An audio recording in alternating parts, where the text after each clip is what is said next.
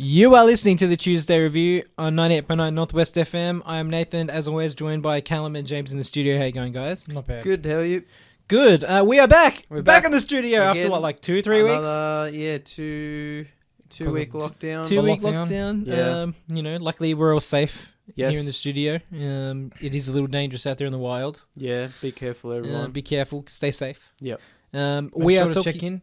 Yeah, make sure to check in with your QR codes tested and wear if masks. you're showing And do all the right symptoms. things. Sanitize the everything. I think our listeners know. Yeah, I think our listeners... We're preaching to the choir here. Yeah, that's it. We're preaching to the choir. It's a big one tonight. We're talking Loki, Yeah. So the new Marvel TV show. Yeah, I mean, I know we're a bit late, but we couldn't help. Circumstances being what they are. And whereas last episode we talked about the negatives of the MCU, this week we're going to talk about the positives. And sort of to continue on from last episode, I should say, where we reviewed Black Widow, and like, because I was going off my head because I was so disappointed, and we were all worried. We were like, maybe Kevin Feige doesn't know what he's doing, kind of thing. And I was just thinking, I'm like, I don't know. I probably don't even need to explain this, but like, we know Kevin Feige's not the only guy. Oh, Like, it takes a team. Yeah, and also there's people higher up than him. There's all the Disney executives who, even though he might say, okay, this is how the MCU is going, there's all these guys who have to sign off on that. Like, as big as a presence as he is in Marvel, there's always a good chance he probably feels like he could be overruled as well. You know, he's not immune to the bureaucracy of business. And then in addition to him, there's a whole bunch of other producers and stuff and creatives and there's many and people who could get involved and who are all involved and make so. Like, I was just using him as a shorthand. Yeah, of course. It's like when we talk about Disney and the heads, we're not literally talking about one guy. One guy, yeah. But, you know, we were talking last episode about how we were worried. That was the first time we were worried Marvel didn't have a plan. Yeah. And I think Loki showed that they do have a plan. And at least in terms of the multiverse stuff that we're going to be seeing in the next few movies. I hope so. So I know that TV shows generally are more collaborative than like a single movie. Kevin Feige might have given them a bit more leeway into where they wanted to go with the Loki TV show. I think it's one of those things where as long as it ends at a certain destination, they can do what they like. I think that the actual test will be the next couple of films. So yeah, well, that's what I was getting at is... Like, Black Widow pointed at a future of the MCU that they didn't know what they were doing. Black Widow was also a separate issue because it was in development hell for years. And it was a prequel. And it was a prequel. Which I think a lot of the problems came from it being a prequel. Yeah. Whereas Loki points towards, even though we still have to see the next few films, Loki points towards a future where it's like they know what they're doing. There's a trend they're going towards. With this multiverse. No, thing. it's as far as like like we'll say phase 3 or 4. What are we up to now? Phase 3. Phase 3 or whatever it is. It's like four. I think it's 4. Anyway, we're barreling forward. Yeah, like we know it's going to involve the multiverse. We know it's going to involve the certain bad guy. Isn't Spoiler alert for Everything's Marvel, by the way, and Loki I'm in sorry to particular. interject. Isn't it crazy to look at back where it started? Well, that's what we were talking about last episode. How you look at Iron Man and it's so quaint, and even the first Avengers movie, it's such a different beast than what we're getting now. Now we're talking about multiverses and wizards and timelines, and that's why with Black Widow we were worried. I'm like, I think this has gotten out of hand. It's gotten too far away from them. But I think with Loki, it showed that it's an interesting thing, right? Last episode, like with Black Widow, we were like, it feels like too many cooks. Yeah. Loki feels like there was a lot of cooks, but they all were on the same page. Yeah. It was like the prison scene in You Goodfellas. could Everybody's tell, having a good time making the sauce. Yeah, you could tell the cooks were many, but they all had the same vision. Yeah. So that's what I think Marvel needs going forward. We already kind of talked about this last episode, but it was just I was thinking about But it. It's watching important Loki. to contextualize anyway. Yeah, I was watching Loki and being like, this is kind of the opposite feeling of watching Black Widow, and I know that they're completely different beasts, but I think that's also something we discussed last episode, where I was like, they don't know what to do with the different beasts, because clearly Black Widow wasn't good and Loki was good, and we'll see what happens with Shang-Chi and the Eternals and the different movies, how they handle the ones that are clearly in the multiverse, cosmic. I think this is area. interesting. We've talked about this before, but I think it's interesting because we're getting, even though we're in, we'll say, the cosmic phase or the multiverse phase, we're getting movies that are sort of in and out. Right, where previously everything was kind of in the same, roughly in the same region of whatever phase we're in. Yeah, but we're in a weird spot where we're getting we'll call it the multiverse phase. Yeah, or the we're getting phase. 3.5 movies as well as phase 4 movies, and we're getting movies that don't really fit in that sort of agenda. Yeah, and I mean that's what Black Widow worried me about. But I think that movie also had a whole heap of other problems which we won't go over again, and probably the main one being a prequel. Whereas Loki felt like it was moving things forward all the time. Yeah. Loki was the most cosmic of the cosmic phase sort of stuff, I feel. So far. It's still early days. Really nothing's come out except for the 3 shows and Black Widow. I mean, I would say that stuff. Loki pretty much just kick-started phase 4 in terms of the cosmic things, because it established the multiverse. Yeah. Yeah. One Division was kind of like the prequel. Yeah, it's sort of like a little... It was hinting, a little hints, and then, Loki sort of just like... Yeah. Turn the engine on. Yeah, exactly. Well, I mean, one thing I just want to say at the start is I thought Loki would be my least favorite Disney Plus Marvel show, and WandaVision would be my favorite. And it ended up being the opposite. Yeah, that's As much as I enjoyed WandaVision, I didn't really like it as much as I would have liked. And Loki, I ended up liking a lot. Yeah, I mean, I had my problems with WandaVision, but I think Loki is a very focused, very coherent, very creative. I think that's why it's my favorite, is because unlike Falcon and Winter Soldier and unlike WandaVision, Loki was just about the one thing. Yeah, it was focused. It was very focused. It was 6 episodes. It was like it knew this is what it's about. No fat on it. Look, and before we'll go. I'm sure we'll go into it, but I was very impressed. This could have easily just been a CG nightmare. Yeah. And they somehow there is still a lot of CG, but they somehow managed to rate it in with efficient set design and some really cool practical stuff. Yeah. It could have just overwhelmed us with bad CG, but for the most part it didn't. Yeah, considering there's more spacey stuff. Yeah. And sort of sci-fi stuff in it than the previous 2 shows. Yeah, it doesn't go full crazy. They did what they could. Yeah. Within reason. Yeah. I think with TV as well, there's even though they have huge budgets for these shows, it's there's still because there's multiple episodes, there's still a restraint to it. Yeah, you can't just pile all the resources onto one episode. Yeah, but also I think you can tell the creative team kind of knew what they were doing.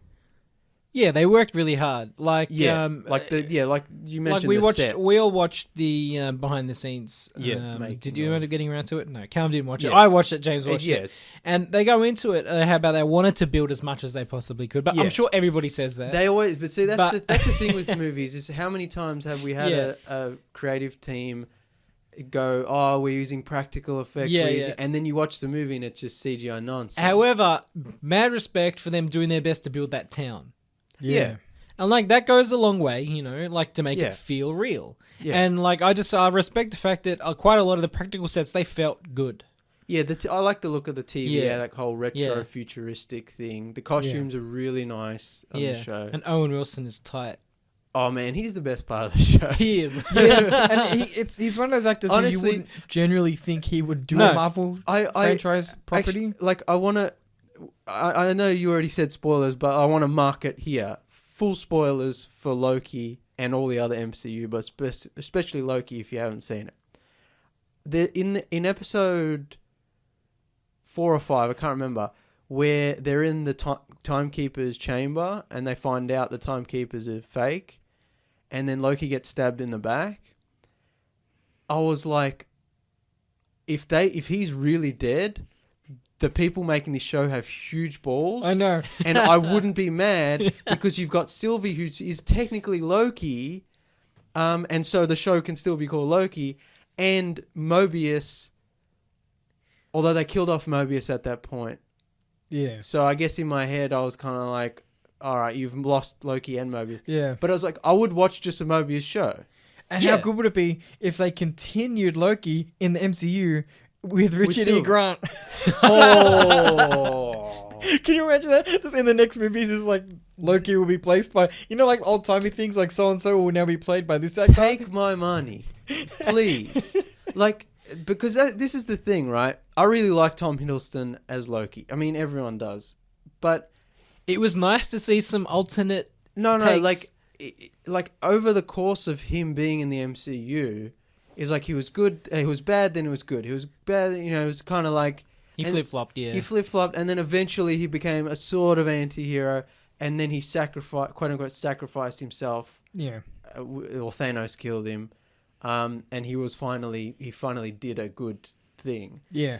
And when but he died... technically, has all that been undone for Loki? Well, this is what I'm getting at, right? When he died in Infinity War, I was like, I like Loki, I like Tom Hiddleston, but I hope he doesn't come back. I'm happy that they've killed... And I know in comics you can bring anyone back at any time.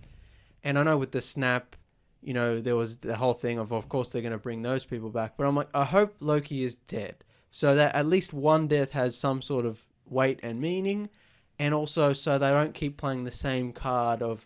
Is he good? Is he bad? Because it gets tiring after a while. I think this was one of my minor grievances with the show. And it's not a problem with the show itself. It's a problem with the overall, we'll say, the arc of the whole Marvel movies. Where Loki had all this character development through all of these films. That's what I was getting at. Yeah. And so in the new Loki show, I'll basally be getting none of that because it starts at the point where he's obviously just a bad guy at this point. That's what I'm getting at is like... So I was kind of happy he died. I was like, I hope they don't bring him back.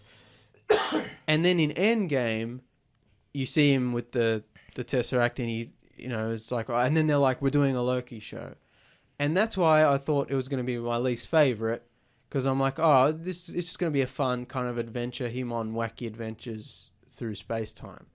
And I was like, fine, I'll watch it, it'll be good, but I was kind of like, whatever. But the show instead does something different, where, like we said, it's about one thing.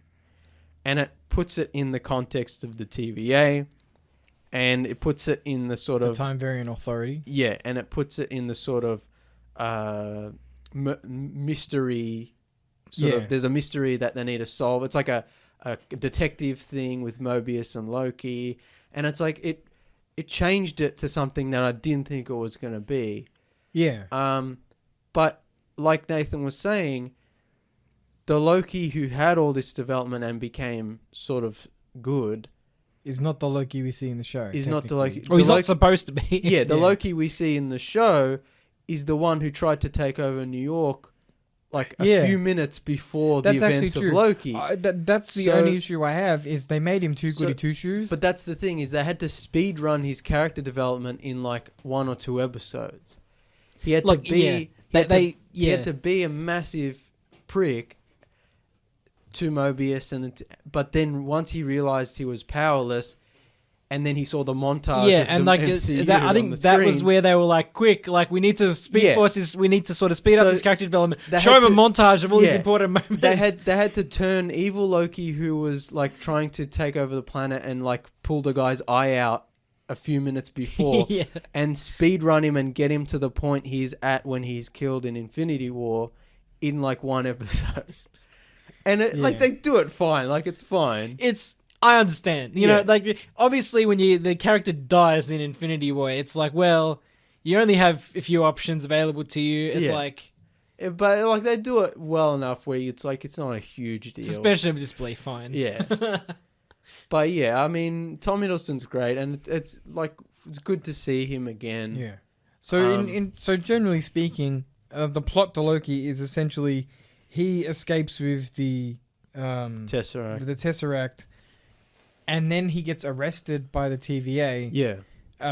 Who the TVA are essentially a body whose job it is to enforce the sacred timeline. Yeah. Which means that They control space and time. Yeah, anybody who does any actions which go against fate, essentially, get arrested by the TVA, have to answer for their crimes, and eventually they get killed or sent to this other place, which we'll get to. But for all intents and purposes, they're killed. At least as far as the TVA is concerned. And so Loki gets apprehended.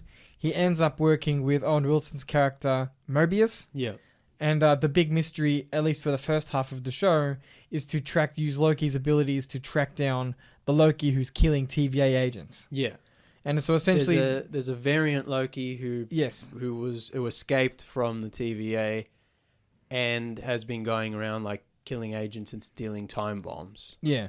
And so after they discover who it is, a lady called Sylvie, who is a variant of Loki himself. Also a sort of a mixture of the Enchantress as well as they Loki. they smushed two characters She's kind of together. inspired from the comic book version of the Enchantress and female Loki, but she's like a new original character, I guess. Yeah, kinda. I mean, Loki creates the second version of the Enchantress. In the comic, yeah. So there's this whole mixture thing they're doing. Yeah, they're mixing. It's a smart decision to smush these characters together because it works well. Yeah. I understand why they did it. It's okay. Yeah.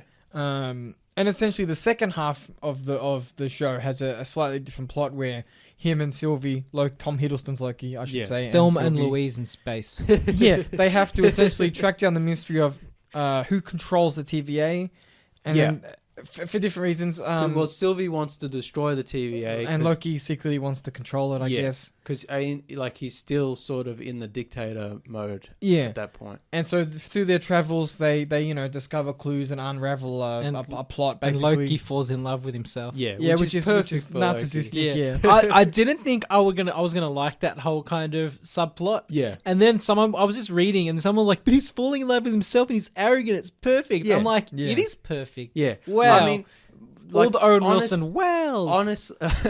Wow. Honestly, though, I kind of wish that Disney... But it's weird in the perfect way. No, I kind of wish Disney was allowed to be a bit more edgy and had a bit more balls, and Tom Hiddleston could play both characters, and they still fall in love, and they still two get male it on. Lokis instead. Yeah. Not just male Lokis, but two Tom Hiddlestons. Yeah. So, and it's like he really falls in love. That I thought would be amazing.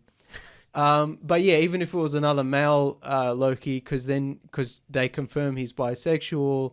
Yeah. And then but Disney probably can't go that far. No, of course. Look, we're going far enough with weird self-love stuff going on. Like, let's baby steps. So but I guess also the interesting thing though is having Sylvie be Sylvie means that she's not just another Loki. Like they're different characters. Own set of motivations. She's her own person. Own personal history. Yeah. Slightly different power set, although they probably technically you could say they all have the same power set, but they different strengths and weaknesses. Exactly. Yeah. They hint that she could do the same things that Loki could. It's just she hasn't really been trained or... I mean, you look at Richard E. Grant's character, he's got the wild magic powers.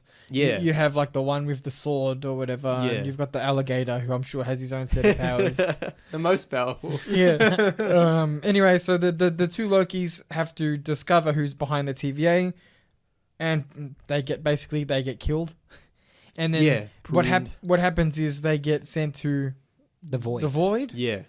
And then that's essentially what happens at the end of time. Yeah, it's essentially like a graveyard for people who have been pruned, and a monster, like a smog monster, fog kind of monster, comes and eats everything, killing them. Yeah.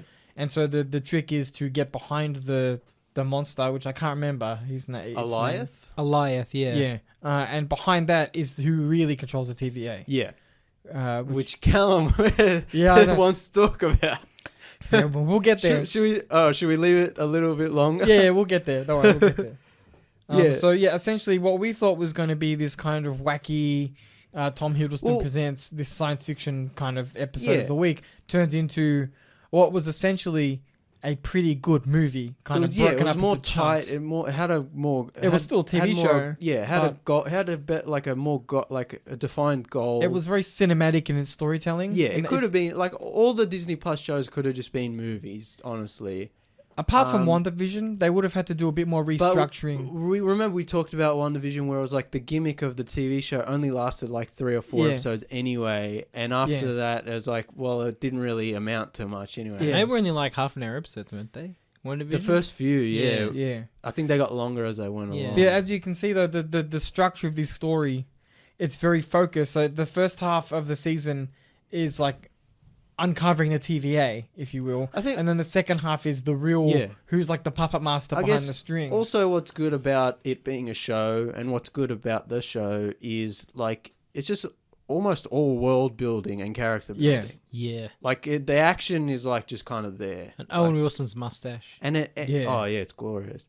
And the end of the show is just ends with like a conversation. Yeah. Like there's no real big battle or anything. And like even though like Tom Hiddleston when he's working with Mobius in the TVA, and like he'll do things like he has to like check reference books, and he has to sit at like the retro kind of computer terminal. And like retro whole stuff. I love that whole kind of like it's the guy in the library. He's like, shh. But it's like I love that, as James said before, the design of the TVA. It's kind of retro 70s office vibe. And it's like everyone's like wearing clothes like that. Yeah, it's got the but it's also like the like reading the documents, looking at them. It all informs the world. But it's like world building without telling. Do you know what I mean? Like the show don't tell kind of thing. It's all kind of like futuristic but analog and like retro futuristic. Yeah, so you have these old fashioned hallways, but then you have the little AI thing that pops up and starts talking. Oh, Miss Minutes. Yeah. Yeah, and it's just really cool. Yeah, yeah. All that, I also like. I mean, kind of fitting in with like Loki's development from a dictator a few minutes before and turning into who we see him in the show is like when he sees the Infinity Stones and they're just used as paperweights and he realizes like my whole life has been a lie. His whole glorious purpose was a lie. It doesn't mean anything. It's like there's different levels of power, right? You have like the Infinity War, but that's meaningless when you're a multiversal traveler. And I mean, it's also a good way for Marvel to sort of, in a meta way, say to the audience, we're done with all that stuff. That's old now, Good point. I didn't think of that. And now it's like we're changing gears now. It's like, it's not just about the world anymore. It's about every world in every variation of every world. Yeah. Which brings me to another point, which we may have talked about in Endgame, but we might have talked about it before. I mean, in comic books and stuff, you just assume there's a multiverse. Kinda, yeah. And in the MCU, I just assumed there was a multiverse. It's just no one had access to it, or no one had really. I mean, I'm not an expert. Yeah. Comic books are so complicated. Yeah. But like the as far as I'm aware, the multiverse wasn't a huge thing in comics until DC did it with their crisis stories. But I mean, when you're reading a comic book, especially a modern comic book. Yeah. It's like you just assume there's a multiverse. Yeah, I mean, especially in these days now when you have the Doctor Strange comics, even the original Doctor Strange comics where they would just travel through time. There's like that implication that if you even travel through time, it's like Nightcrawler from Nightcrawler? X-Men. From X-Men, yeah. Yeah, it's like that whole thing, like just time traveling, going different places, doing stuff. There's a kind of, even with time travel, there's like a multiverse element there, bringing people from different timelines. Yeah. Bill and Ted style. My point is like I always just assumed the MCU took place in a multiverse. It's just they hadn't shown it yet, and then we saw in Endgame that there was branching timelines, but then Captain America went back and he fixed them again. Yeah, and then what good it Spider-Man. did. Yeah, well that's what I'm getting at, is like, and then Spider-Man, Mysterio says he's from another universe. Yeah, and we were like, oh, is that how they're going to introduce? Things, and then that ended up being a lie. Yeah. And then Loki shows that like there was actually just one timeline, and the TVA and whoever's behind the TVA was actually keeping things in line for a reason. Yeah. And so when Captain America went back and fixed things, is that's because he was allowed to do that because the TVA he was allowed to do everything he was doing. Yeah, easier for them if they just kept to it. The Avengers were allowed to do what they did because it was approved by the TVA. TVA. Yeah. But then at the end of the show, like when the timeline, you see the timeline start splitting off, and it's uncontrollably, yeah. And it's like, all right, so Loki is showing, I guess, audiences who might not be familiar that... They're showing it physically, yeah. Exactly. Like a physical... Which, again, like, I don't think was necessary because you could just start any movie anytime, anywhere, and be like, there's a multiverse, this guy's from another reality, and it would be fine. Like, you could even... You don't even do that. Do it like they do in the comics and just be like, Earth 2. Earth 467. Exactly. I mean, Into the Spider-Verse did it fine, where it's like it was kind of our Earth, but just slightly different. Yeah. But anyway, to play devil's advocate, though. No, I'm not saying it's a good or bad thing. I'm just saying. I do think that it's some people who might not read the comics, who just like the MCU, or even just a guy who just likes to go to the movies and doesn't really follow science fiction or fantasy. Yeah, I think it you know. I'm just bringing it up because my point is like. We've finally seen the multiverse. And they're finally setting up their next big bad, their next Thanos. Or big bad Z. Bad Z, which is a good point. The elephant in the room, of course, is the minute they showed physically the multiverse was the minute people on the message board started talking about the X-Men.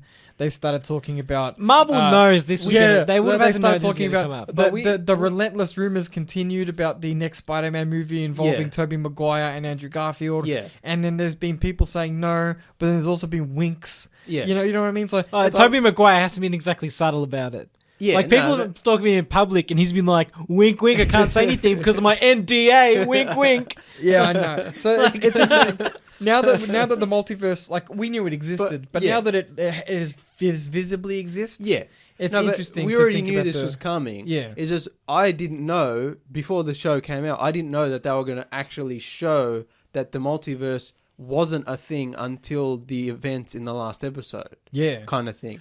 And that the event, it was a thing they had to contain. Yeah. I'm still not convinced on Callum's quick point. I'm still not convinced they're going to bring. I don't think we're going to see the X-Men for a long time. I don't think they're going to bring it in. No, I was talking about this with my dad the other day because he's been rewatching all the X-Men movies from the start, and I'm like, MCU is gonna have a really hard time. We already talked about this when Spider-Man came out, and probably in other episodes. But like they're gonna have a really hard time because how are they gonna explain where all these mutants came from? And I think we even talked about with WandaVision, where I was like, well, they could do the snap thing where people who came back have been altered, or that would be the easiest. That would be the easiest. That'd be the easiest way, right? But they should have done it then. Yeah. But yeah, I think if they are gonna do it, they're gonna wait quite a while. I think so. I think it'll be post Fantastic Four. Yeah, I think they should do Fantastic Four first, especially with who we're going to talk about very soon. But also, like they can do it. It might also be interesting if they maybe do it as a TV show first, like the X-Men TV show. Yeah, that way at least they'd have time to develop. Do it really slowly and take their time with it, and really explain why things are the way they are. Yeah, I don't know. That's a good idea. It's all I mean, the problem with talking about this stuff is it's all just speculation. Yeah, no, but we had to at least address the elephant in the room in regards to the multiverse. Yeah, it's just every time a Marvel thing comes out, we all go, "Oh, here's all the theories," and then like the next week we're like, "Oh, all those were wrong." Yeah, and then it's like it's not till the next movie that we can really talk. They could do it any way they want, especially when you look at the multiverse. I just think and it's the cosmic hard. elements. Yeah. It's like you could go, "Oh well," and then there was a stone that gave all these people powers, and I'd be like, "Yeah, sure, why not?" Yeah, that's also a good point. Yeah. You know what I mean? Like, I think it's one of those things where since there's no way to do it from a comic book perspective because the X-Men just exist in comics, there's no rights issues. Yeah. It's like no matter how they're going to do it, it's just going to be one of those situations where you're going to be like, yeah, fair enough. Yeah. Or they'll do it in a really lame way like Ryan Reynolds has been trying with Taika Waititi. Did you see his YouTube page? Oh, yeah. They would do it in a really lame way that'll be on the official YouTube channel of Marvel being like introduction to the X-Men with Ryan Reynolds one thing sitting on a couch watching a movie or something. The one thing that I would hate is if they're like, oh yeah, Infinity Stones gave 100,000 people across the world powers. I'd be like... You know what I mean? I'm like, that's because they keep doing it. They can't, like nobody has superpowers in the MCU naturally speaking. It's also going to be hard to like if they are going to introduce the school, the the Xavier school, and Xavier, like, they can't do that. Like, you can't do that quickly. No. You can't just be like, everyone who's snapped is It needs now a mutant, TV show, and this guy who's just been turned into a mutant is now starting a school. Yeah. I mean, I guess you could. But It's like the Jeff Bezos of like the Earth world, who like a billionaire got powers, and he's like, I'm going to start a school. It would be a sort of young X-Men kind of X-Men Origins kind of thing, where it's like Professor X hasn't been a mutant for so many years, isn't a mentor. He's just a guy who brought people together. Again, which they could do it with the multiverse, with like they should just do it with the multiverse. They just do it with the multiverse and be like, you know what they should, you know what they could do? They should redo the events of Infinity War or Endgame, like the end battle, but replace all the Avengers with X-Men and be like, in this universe, the X-Men have been the Avengers the whole time. Yeah. And now with the timelines, they're kind of crossing that's over. smart. Yeah. That's How cool smart. would That be? would be very cool. Because then we'd also get to see all the powers. Send and us the everything. check. Send us a check. Yeah, We'll be right back after this short break. You are back on the Tuesday review, talking all things Loki and Marvel Phase 4. We were talking about how, you know, possible ways now, as we always do, every time there's a new big Marvel movie, how can we bring the X-Men in? Yeah. Right? Because that's what we do. Because we're obsessed. But James is talking about, you know, obviously, and we're talking about it because this is the show that brings in the multiverse as official canon, and it's happening in front of us, right? So it's very exciting. Yeah. I think to me, one of the obvious ways is, as James said, you know, we could play Infinity War or Endgame from the perspective of the X-Men being the Avengers, which is super cool. Instead of like, I am Iron Man, is like, I am Magneto. Cyclops. I am Cyclops. Which would be incredibly cool. Yeah. But also, like, a more standard plain way to do it would just be to be like, as sort of James said, you have the X-Men be the Avengers, in quotes, of their planets. But then that would also give us all the years of canon they can play with from the X-Men. Because we were saying the big problem with bringing the X-Men in now is a lot of these characters would say, like, Professor X and Magneto have their roots in World War II and the camps and all that kind of stuff, you know, being taken away with the parents, all the sort of stories that through World War II and the Holocaust, all that kind of stuff. Yeah. And how can you do that in a modern day context? You can't, because it's not like, that's not where the characters we're too far removed from that. The only problem is then you start getting into, I mean, how do I explain Then I'm also not a comic expert. There may be other Professor X's that don't have that sort of backstory. Realistically, you can change the backstories however you need to. Yeah. But because they can introduce the X-Men from a different universe, a different timeline, and then they could do movies. If you set movies in that universe, you have to make it clear that this is not in the main MCU universe, which is why things don't match up. But then you run the risk of like prequely problems where you're like flashing back and showing, this is how Cyclops became Cyclops and Wolverine became Wolverine. And it's like, well, we already saw all of this, and also it's taking place in a different timeline to the MCU that we've already seen. But yeah, I mean, I don't know. We'll see. Who knows? We'll see. It might not even happen for 15 years, if at all. It'll be a few years at least, I think. Look, I guess technically we are a little bit closer, right? Because we've got the certain bad guy has his roots somewhat with the X-Men and stuff like that, and Doctor Doom. And, So what? So the spoilers. I know we announced it earlier, but big spoilers. The puppet master of the TVA is Kang the Conqueror.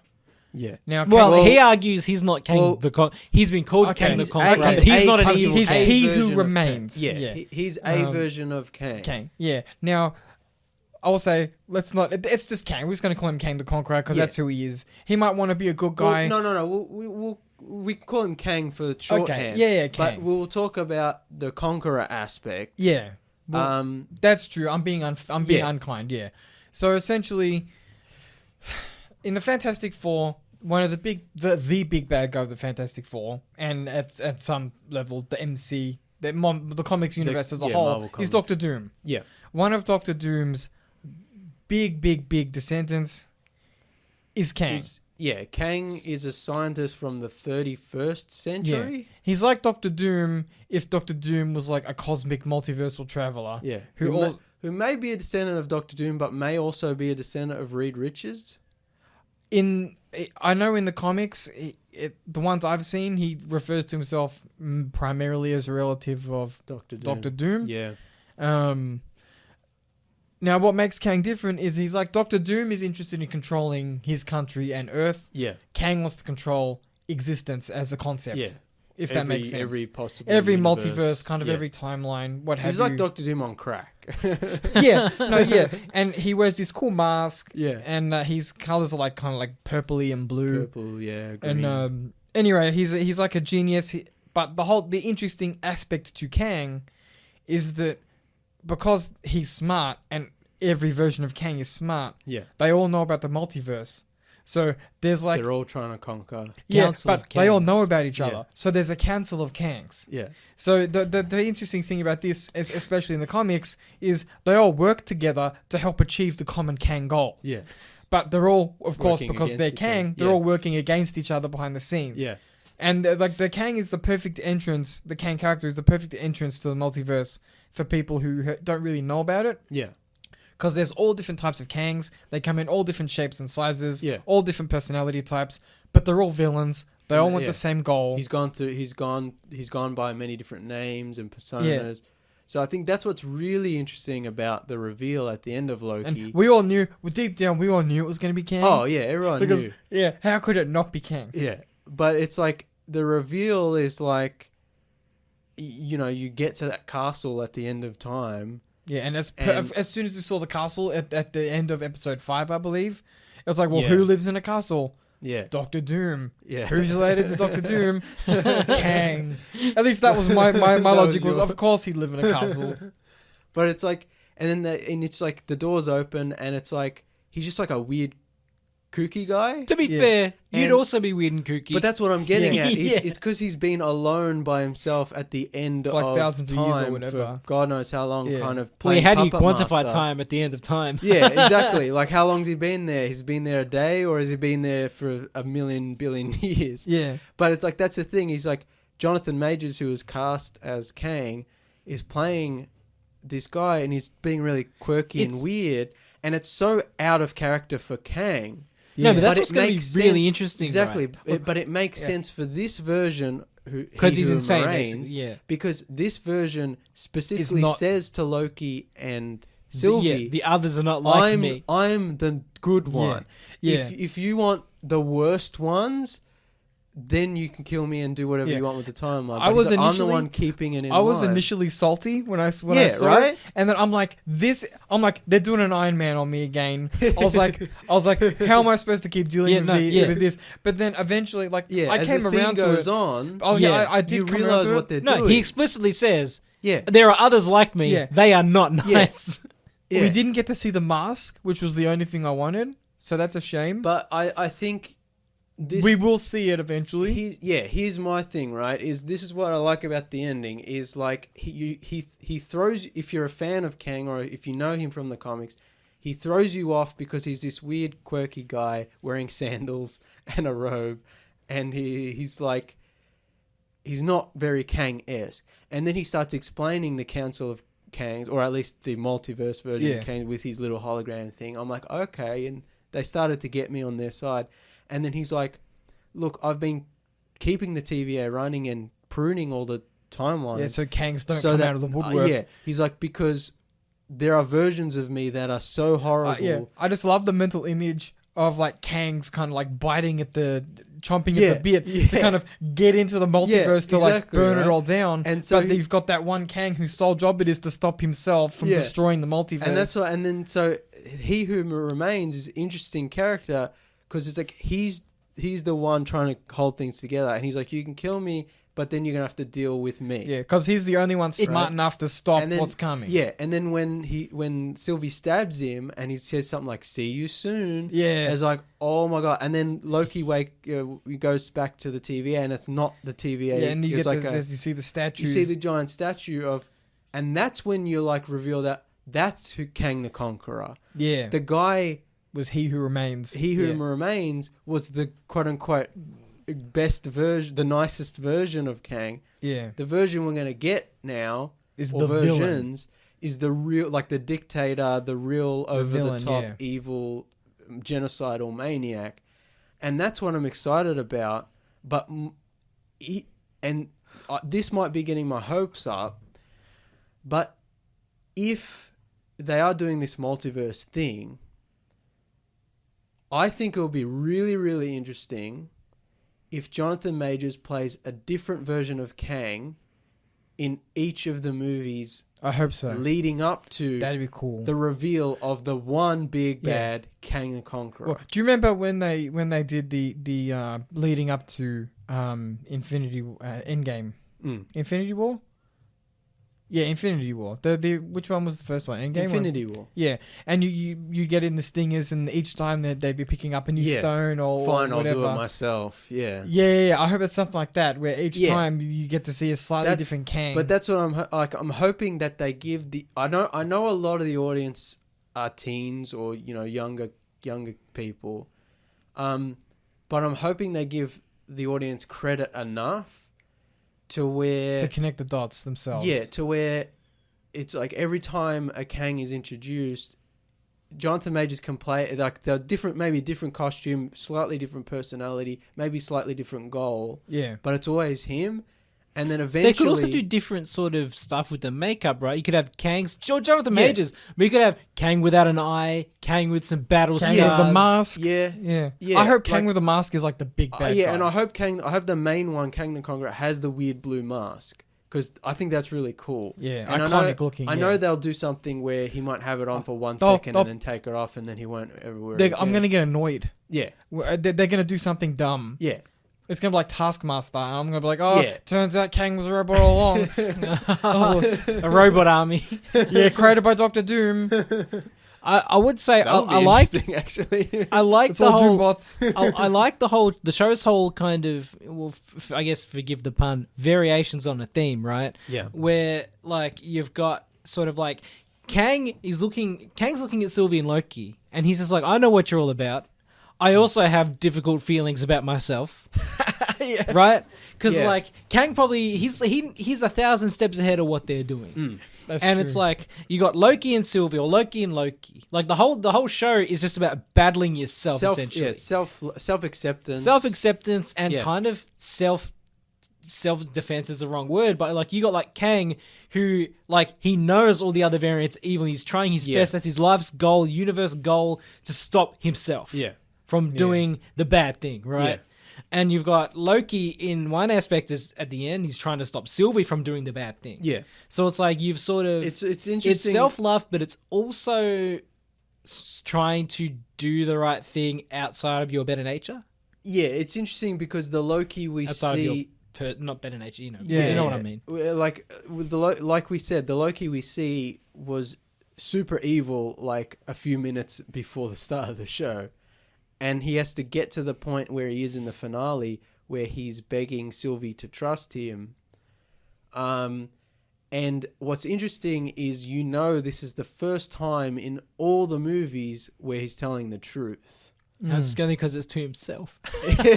Yeah. But you know what I mean, right? It's like it took this long for him to finally like be quote unquote good. Yeah. You know? Yeah. So he had to realize that there was much more at stake.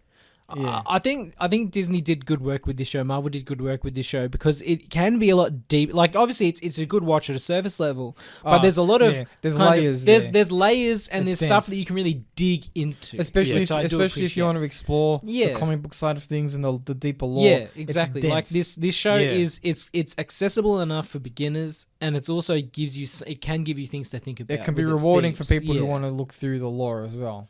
Yeah. Yeah, a lot of Easter eggs. And a lot of themes. Yeah, and it's like it rewards you for knowing stuff about the comic books, but if you don't know stuff about the comic books, it gives you a lot to sink your teeth into and familiarize yourself Also, we didn't talk about this yet, But Kang is not that great a guy, right? Because he allowed the TVA to be run by brainwashed I'm pretty sure innocents. Doesn't he admit that he's also done bad things? Like, This version of Kang is he's a manipulator. He's still an evil dictator. But he's like, I'm the least worst one, sort of thing. And he's kind of a manipulator because we also we also find out that all the variants, all the people working for the TVA are variants, right? Or they've been stolen innocents, because they thought that they were created by the timekeepers, but that turns out that they're all just taken from the time stream. And to quote Mobius, maybe I actually did have a jet ski. We never saw him get his jet ski. I feel like that's the only reason they greenlit season 2. Yeah, that's one thing I want to mention. This was also the first Marvel show to actually get a second season. So that's the thing, so there's still meat on the bone. So I was going to say they were going to leave Kang for another film, but of course there's a second season. I'm wondering if there was a conversation halfway down the line where they were like, this has got too much story on it, let's cut it in half. I feel like what happened was, like, because WandaVision is only going to be, a miniseries. It's a contained thing that'll lead into Doctor Strange and the rest of the movies. Falcon and Winter Soldier could have another season many years in the future, but really it was just a way to hand the torch, pass the torch. Exactly, and right? Loki gives us the biggest ball-breaking cliffhanger. And Loki could just be a one-off, and you get to the end point, and you're like, all right, now they're setting up Kang and the multiverse for the rest of the movies, for Doctor Strange and Ant-Man and all the other movies where there's going to be the multiverse and to different timelines and all that. Yeah. But then at the end, it was like a surprise. There's going to be a season 2. Yeah. And I feel like, and because Kate Herron and the director of all the episodes, who did a great job, by the way. Yeah, beautiful. This is the first time where a Marvel property, not just TV show, but property in the last few years, where I've gone like, the writers and directors did a really good job. And not like I guess in a way it is the exception to the rule now, but a lot of the showrunners on this show were ladies, right? Yes. And it's quite possibly a lot of the creative crew was. A lot of the creative crew were women on this specific show. And it's amazing. Yeah. Like, the show is amazing. So everyone who says it's like, all the kind of sexism around the industry... You know what? This is probably one of the better shows we've had. There was someone on Twitter. I saw someone first down on Twitter was like, "You ruined Loki," to the showrunner. It's just misogyny. I'm like, what? I don't engage with people on Twitter, but I'm like, what on earth are these people thinking? Yeah, I mean, this is the best property we've had in a long time. We talk about this all the time. There's always people you can't please, and there's always people who are going to hold like the original source material so dear that any variation, no pun intended, is gonna piss them off. But 10 out of 10 to all the creative. Yeah. I hope they keep them on for season 2. Like, but that's what I was getting at, right? Apparently, none of them are returning. They didn't even. I don't think they even know that season 2 was happening. So I feel like it was a higher ups decision, like an executive decision. Cash in on how good season 1 is. Yeah, it's like they saw the buzz, people were liking it, and so they were like, gotta do season 2. So I'm thinking season 1 is self-contained and leads into the movies, but season 2 will take place sometime down the line in a few years after they kind of figure out where to put it. Well, I just assumed that it was going to pick up right where it left off, because you got Loki who's exited. Yeah. We'll have to see the castle, and now he's in like a TVA building with Kang statues. But it's like, I'm pretty sure Kang's going to be the villain in Ant-Man. So they say. Yeah. So like... But he could also be the villain in Loki, Multiverse of Madness. I mean... Yeah, or he could at least be in an end credit scene or something. But like, if Loki season 2 takes place after that, they're going to have to deal with the ramifications of what happens in that movie. So I think that it's entirely possible that season 2 will just be Loki trying to escape. So it's like, we don't necessarily know what season 2 is going to be about. We know Kang will at least feature in it. To what extent, we don't know. I mean, we can assume really he will be the... It really depends on what they do with Kang in the movies. Yeah. Because like, you can imagine Kang being the big bad for these movies, and then they're like, okay, season 2. And it's like, you can't just start Loki, because now the audience knows who Kang is. He's been the big bad in all these movies. So you'd have to start season 2 of Loki with like Loki in the middle of what's happened in all these other movies. Like I said, but also probably not. I don't know. I assumed that Loki would become season 2 would be coming out next year or 2023 at the latest. Because it just says Loki will return for season 2. I'm like, well, to be honest, if they were going to plan season 2 to be 6-7 years down the line, I would rather they just didn't announce it at all and then have a surprise. Yeah, well, it won't be that long. Because I think the next few, what are the next few movies? We've got Shang-Chi, we got Shang-Chi's the next one. We got Spider-Man coming out at some point in time. So, hang on, I got the timeline here. Shang-Chi, September 21. Eternals, November 2021. Spider-Man, December 2021. Doctor Strange, March 2022. Thor, May 2022. Black Panther, July 2022. I suppose it could come out after Thor, like if they did one next year. So there's at least some room there. So the next one, Shang-Chi, which probably won't have a lot to do with the multiverse stuff. Eternals might have to do with cosmic stuff, but not necessarily the timeline stuff. Yeah. Spider-Man, the rumor is it'll have the different Peter Parkers and all that, which, that's fun, but Spider-Verse already kind of did it. And also, it leans too much on the nostalgia, I think. Whereas something like Loki it's showing you all these different versions of Loki, but it's like we haven't really seen them before. It's not doing a nostalgia thing of, hey, that guy who used to play Loki's coming back. Yeah, hey, look, it's Tobey Maguire, everyone. Do you remember Spider-Man 3? Ha ha ha. Yeah. do the jazz hands. Like, then Doctor Strange comes out after that, and that's the one I think where you'll start to see the real multiverse stuff. Yeah. Then Thor comes out, which is back to the cosmic stuff. Yeah. Then Black Panther, which probably is not going to contain much stuff. Then The Marvels, which is going to be the sequel to Captain Marvel. Could be more cosmic. Which will be more cosmic, so maybe that'll be Eternals and Thor stuff and Guardian stuff. And then Ant-Man and the Wasp comes out in February 2023. Kang's supposedly involved in that. So that's 2023. So, I mean, if they do Loki next year... Loki might be that kind of middle through line between... They might set up Kang the Conqueror for being the big bad. They might not have... Like, they might introduce Kang, but he might not have an immediate villain role because Loki is a villain. So, as far as Kang's concerned, he might say, see Loki, or she, Loki might just on which version of Kang. Kang might just manipulate Loki. Yeah, they might just be like, oh, hey, you're Loki, I know you. We fought Captain America that one time. Ha ha. And he'll be like, okay. You know what I mean? Like, I don't know. I'm just saying, like... But I think this version of Loki, what we've seen him go through and what we saw But Kang's not going to necessarily know his development arc. Yeah. So I'm saying we'll see what happens because it's, at least on paper... From Kang's perspective, it's villain and villain. Yeah, it's not like Captain Marvel versus Kang, or it's not like, oh look, it's Reed Richards. I hate Reed Richards. But I think they'll place Loki at some point between other multiverse movies to sort of tie in together. But I think they could also, like I was saying before, they could also introduce different versions of Kang, not necessarily the main one. Yeah. And they could even kill him off or whatever. And so it's like. And then he keeps coming back, and so he's this never-ending villain it's technically not the same guy. Yeah, but he just keeps coming back, and he gets worse. That would be really cool. I would like the opening stinger to be the Council of Kangs, and they're like setting up plans, and so every subsequent movie we see the different Kangs trying to carry out. You can do it two ways. You can start it with the Council of Kangs, and so you're telegraphing to the audience, there's more than one. There's different hundreds versions, of them. Yeah, this, that, and the other, or you can just introduce different Kangs in different movies and different end credit stingers.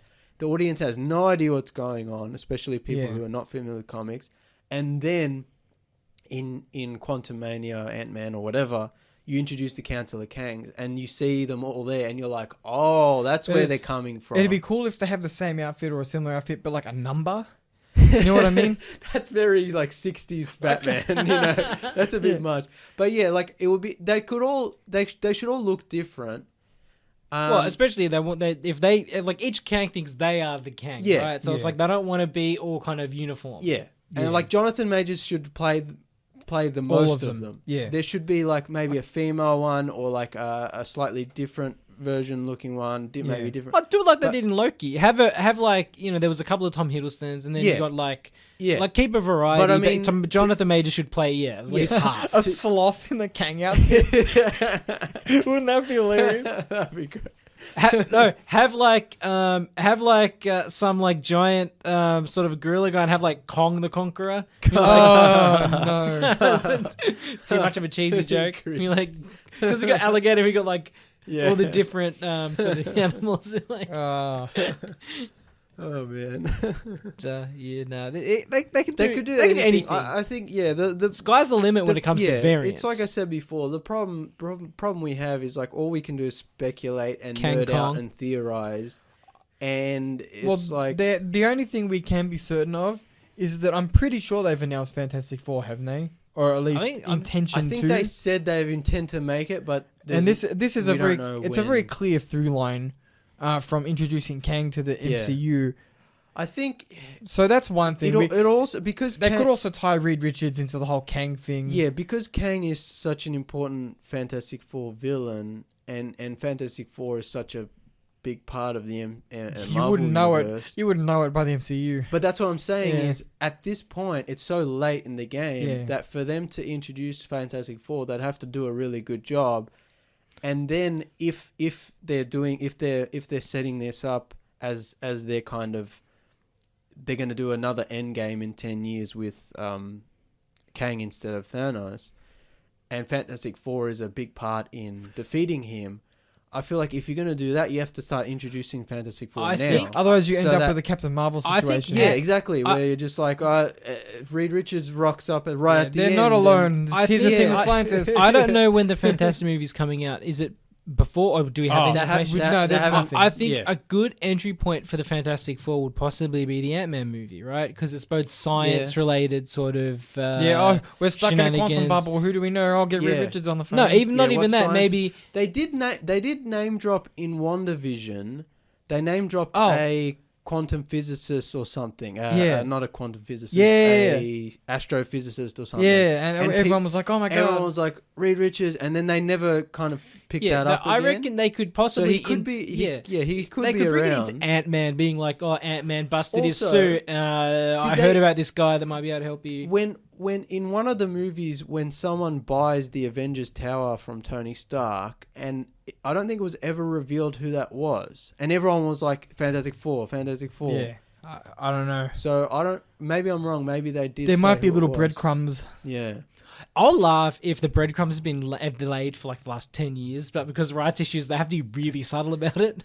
Well, I mean that's the thing. It's the same with the X-Men. It's like because they weren't allowed to even say the word mutant. It's just going to be so hard for them to introduce this kind of stuff. You know. Look, we're almost out of time, but look, Loki was pretty good, at least for our live portion of our podcast. For listeners, do watch it. Yeah, it's 10 out of 10. Owen Wilson wows. Yeah, he didn't wow in the show though, but that's why it was a good performance because it's it was a restrained. It's not your regular. It's not your regular. Wow. I'm sure someone will do an edit on YouTube of him just saying wow all the time, even though he doesn't say it. Alrighty, that's all we have for the live portion of the program. Thank you for listening, everybody. We'll be back next week with more programming. Please like and listen to the show on your streaming or podcast providers. Rate, review, and subscribe. We are on iTunes, Spotify, Shout Engine, wherever you listen. We are most likely there. Welcome back to the Tuesday Review. We are talking all things Loki. As we were saying, look, it's a good show. It got 10 out of 10 Owen Wilson wows. Which is rare for us. We're tough customers. We are tough sales. I enjoyed it all. Look, I'm a soft touch. Yeah, like you know me. I don't like giving things a number grade. I wouldn't give it a 10 out of 10. It's not the best show, but considering the other shows, I thought I would like them more, and this one ended up being much more interesting. Yeah, and much more promising. Very creative. Much more promising for the future of the MCU. Yeah, because last week we were in a deep. Last episode we were in a deep pit of despair over the MCU. Yeah, which exactly. I think might happen again depending on how bad Shang-Chi and the Eternals and if I had to go on Black Widow, I'd say they have Spider-Man. no creativity. They didn't have a spark. Yeah. But then Loki has everything you want. It has that adventurous spirit. Yeah, it seems like they're having more fun. Like it's not like, you know, they yeah. could have had the whole thing set in a TVA, and they would have done a passable job at having just a mystery within the TVA itself. Yeah. But the fact that they went multiversal, they went to the void or whatever. Like they really played with it. They weren't afraid to deep into the lore. You know what I mean? Like they weren't afraid to pull out some names and say, what can we do with these characters? Yeah. Which is what you want to see. You want to see some deep cuts. Yeah. Some B-grade characters. That's something interesting for season 2 is because Judge Renslayer... I wasn't aware she was an actual comic character until I watched the behind the scenes. At the end of the season 1, she's like, I'm going to go off and find out who the real guy behind the TVA is. And I was just kind of like, oh, well... Okay, and then there's like season 2, and I was just like... But are we in a different multiverse now? Yeah, and that's the thing is like... But she stepped through the door, so she's already in a different timeline. So like... But how many timelines split off? So anyway, my point is in the comic books, like Kang is obsessed with... I think she's a princess or something. Princess Renslayer. Yeah. And like... So... It's like... And there's like a bit of a thing between them. So it'd be interesting for this version... Of There's a Kang that's obsessed with her.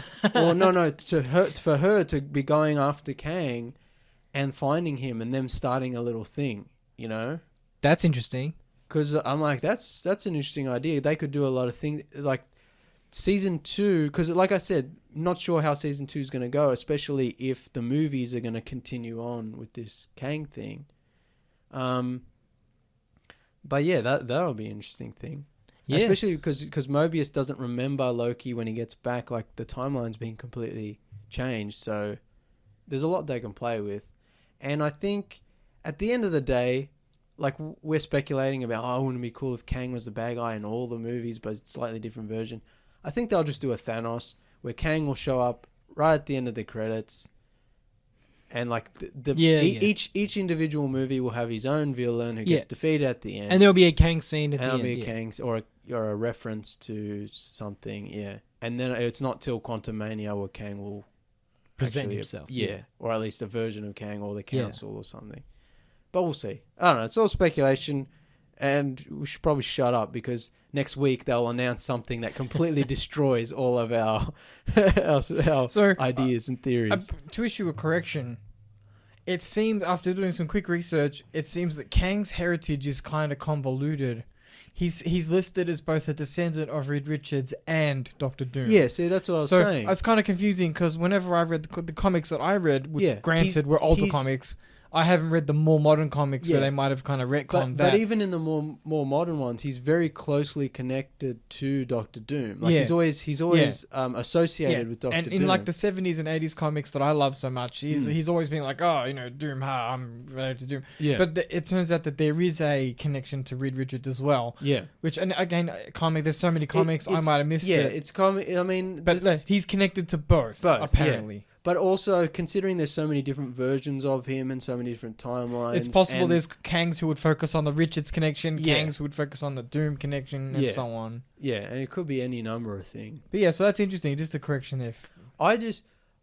This makes me worried, because I mean, they've never been able to make a good Fantastic Four movie, and therefore they've never been able to make a good Doctor Doom.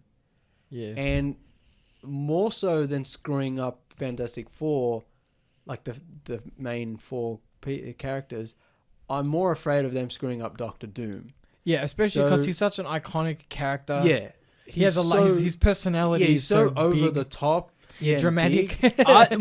Please, if Disney are listening, please introduce, when you're introducing Doctor Doom many years in the future, please introduce him with MF Doom. No, just because it's so like on brand. Also, like he has to toot a horn when he's told not to toot a horn, and you know the meme. Yeah, Doom toots as he pleases. Doom does as he pleases. But like, because they're kind of introducing Kang first. I'll be interested to see how they introduce Doctor Doom, if at all. Maybe I was gonna say they might just skip him. Yeah, or they might bring him in years down the line. realistically, I think he'll probably get Doom will probably be announced with the Fantastic Four movie. Yeah, I was right? the obvious answer would be that's the easy. Doom is the villain of the Fantastic Four movie. At the end of the Fantastic Four movie, Kang stops Doom from losing or dying. Or that would be interesting if Doom is the villain in the first Fantastic Four movie, and he gets rescued by at the Kang. end, either at the end of the movie or during the end credits scene. Kang rocks up and be like, "Look, dude, I'm going to help you out," and then it cuts to black. And then it's like the next sort of big movie with like all the big combined effort movies, like Doctor Doom and Kang working together. Maybe instead of just one big bad. But see, they've already got the Council of Kang, so they've already got one. You don't want to more than one oversaturate. villain. You don't want to oversaturate it with Kang. Yeah, Doom he might all be played by the same guy. Or he might all technically be the same guy, but it's technically more than one villain, which I think is really interesting. I want them to play with that. So then, for them to then introduce Doctor Doom as well might be a bit much. Yeah. Doctor Doom could always just be another version of Kang. I think that would. The most dangerous Kang. It wouldn't be super comic accurate. But but I could also see how that would work just for the way the MCU operates. Yeah. Especially if it's like. Because there's, like I said, there's and so we'll many... all roll our eyes when Doom takes off his helmet when he's defeated and it's Kang, and we're like...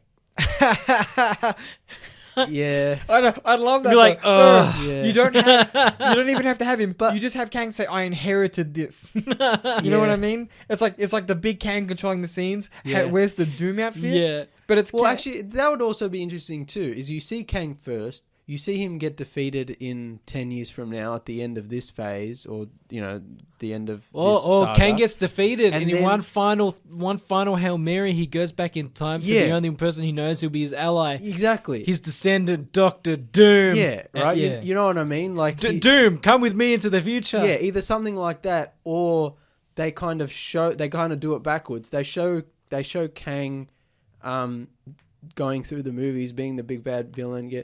And then they introduce Doctor Doom, and then Doctor Doom's the big bad villain after that. And then they introduce that it's actually just the same guy, except thousands of years apart, or at least the descended version like that. And then it's like that guy we just killed, he's his ancestor, and that would be. Look, no, it's hard. We do this all the time. Send us a check. And also, I know they can't do all this, but also now I'm going to be disappointed when they don't do something as good as this. It's difficult because when you're operating with such restrictions that they have over the years with the licenses, you don't want to oversaturate Kang and Doom at the same time. Yeah, no, you don't. And so they're going to have to do something like that. Yeah. Unless they do actually make Doom like a TV show, and then they have Kang as the cinematic villain. Do you know what I mean? So like that way you could make Kang not an overall villain. If they did that, not Doom, I should say. If they did that, then they should do Fantastic Four the series. Yeah, that's kind of what I'm getting at. It's like I said with X-Men. It's like do it slowly, introduce it slowly, and then you could start Doom off as a neutral character. We'll see what because Monica was introduced in WandaVision, and they do name drop the astrophysicist or whatever he was supposed to be. Like it could be in the Marvels. The sequel to that. Yeah. They could maybe introduce some of the space stuff there. But I'm assuming they'll want to introduce Doom as a neutral character and then end him as a villain. Because you can't just have... I think, I know they'll do that, and they'll start him off as, a good scientist or whatever. Yeah. And then he gets spurned by Reed Richards. I think we might have talked about this a few weeks ago, maybe when we were talking about WandaVision or something else. Like, they should just start it where he's an evil dictator trying to take over the world. I agree. And I think one of the theories that we came up with was is it WandaVision or Falcon and Winter Soldier, where they say that... Oh, it's Falcon and Winter Soldier. Zemo says after Sokovia was destroyed by Ultron, its surrounding neighbors kind of annexed it. And so it no longer exists. It's been picked apart. And we were like, wouldn't it be cool if Latveria, I think it was, which is Doctor Doom's country that he's a dictator of, was like next door to Sokovia, and he kind of just slowly eaten up surrounding territories. Yeah. They should just do that. Evil dictator, just start it with him being full dictator mode. Yeah. Don't just lean into it. Don't introduce him as he was a weak guy and a scientist who got power. No. He's just evil. Because the fun thing about Doctor Doom, he's so over the top and ridiculous. He's theatrical. Yeah. It's theatrically evil. There's a bit to explain it to people who like this is the quintessential Doctor Doom moment where in comic books all the comic book all the dialogue in the speech bubbles, it's always like the same font, the same point size text. Doctor Doom's is always bigger and more in your face. And there's actually a comic where I can't remember who it is. I think it might be Captain America. Like, it's like a meta moment where someone notices that his speech bubble is bigger, and they're like to Doctor Doom, like, how do you do that? His ego. Yeah. Yeah. Like, that's Doctor Doom. He should just yell and, like, be big all the time. You know, he should be that kind of in-your-face, over-the-top villain. They should not. We're getting too excited over a villain that's not even confirmed. They should not be afraid to ham it up. But yeah, like we're getting ourselves worked up over something that probably will never happen, or will be inevitably disappointing. Yeah. All right. Well, should we end it up before we hype ourselves to death? Yeah. Because now nothing's going to live up to our expectations. We build it up in our head. But you can see the difference between last episode. When's Mobius so crushed. When's the Jared Leto vampire movie coming out? Hopefully never. Hopefully never, yeah. That's going to go in the New Mutants bin. Yeah. Straight to Disney Plus. Yeah. Well, the Venom 2 trailer came out. I was like, not interested. Well, I didn't watch it. Yeah. Haven't seen Venom 1. Not interested. Yeah. The only reason I saw it is because my friend dragged me to see it, and I was like, not interested in any more of this. Thank you very much. And we'll see what happens with the next Spider-Man, because I'm not sold on the whole. Look, I'm sold on it because it's got multiverse stuff too. Yeah, We'll but see. like I said, it's like it feels more cash grab, like nostalgia. Look, Toby's canon. Yeah, Toby's remember canon. Toby? Oh, they're gonna do the For all we know, it's all literally really well done hearsay, and it has nothing to do with Andrew Garfield or Tobey Maguire. And it's just like a Look, I wouldn't be against it. It's just it feels more. It feels like they're trying to profit off of it feels Spider-Verse. It feels like Sony being like, give me money. And it feels like because at the end of Far From Home, where he reveals his identity to the world, I feel like they're going to try and retcon that, or they're going to try to deal with that, and they might have to do that in an extreme way, which might be multiverses or whatever. Yeah. But anyway, enough of that. We're rough course a bit. We need to wrap the ship here. We're also pretty much out of time. Yeah. We don't want to. We're overhyping ourselves. Yeah, we're overhyping it. We don't want to keep it in, boys. Keep reining it in, boys, because we always good show. Disappoint ourselves. Good show. Wouldn't prune it. Yeah, that's it. Alrighty, thank you for listening, everybody. You can catch us on Spotify, Shout Engine, wherever you listen, Apple Music, Apple Podcasts. Yeah. Please rate, review, and subscribe. Yeah. We'll be back. Be sure to listen next week. Whatever you do not miss out. It might be a special one. Maybe might be very, very special. Yeah. Thank you for listening, everybody. Take it easy, and we'll see you next week. Adios, cousins.